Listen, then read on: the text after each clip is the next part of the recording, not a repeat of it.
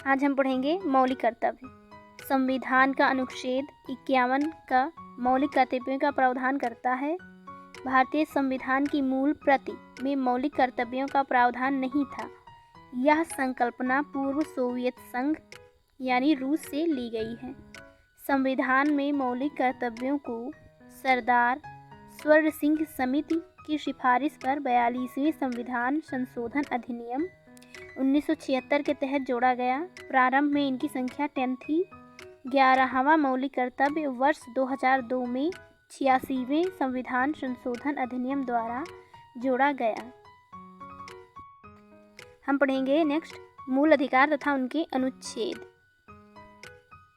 पहला, समानता का अधिकार, अनुच्छेद 14 से 18।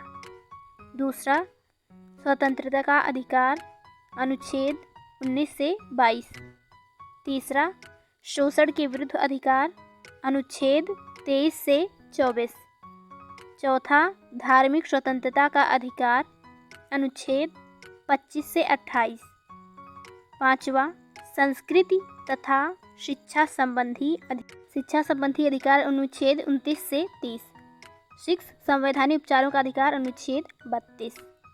नेक्स्ट हम पढ़ेंगे मूल अधिकार। भारत के संविधान के भाग 3 तथा अनुच्छेद 12 से 35 मूल अधिकार संबंधी प्रावधान है।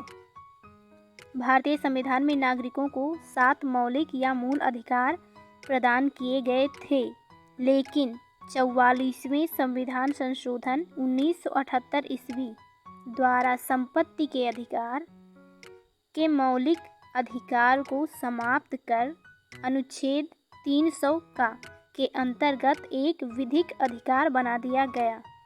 वर्तमान में नागरिकों को प्राप्त मूल अधिकारों की संख्या 6 है। मौलिक कर्तव्य भारतीय नागरिकों के लिए उन दायित्वों को प्रस्तुत करता है जिनकी अपेक्षा राष्ट्र अपने नागरिकों से करता है, ताकि वह राष्ट्र निर्माण में सक्रिय योगदान दे सकें। राज्य के नीति निर्देशक तत्व भारतीय संविधान के भाग 4 के अनुच्छेद 36 से 51 में राज्य के लिए नीति निर्देशित करने वाले तत्वों का उल्लेख किया गया है।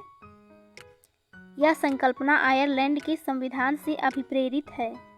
नीति निर्देशित तत्वों का उद्देश्य सामाजिक एवं आर्थिक लोकतंत्र की स्थापना करना है तथा यह राज्य को कुछ सकारात्मक करने की सलाह देते हैं।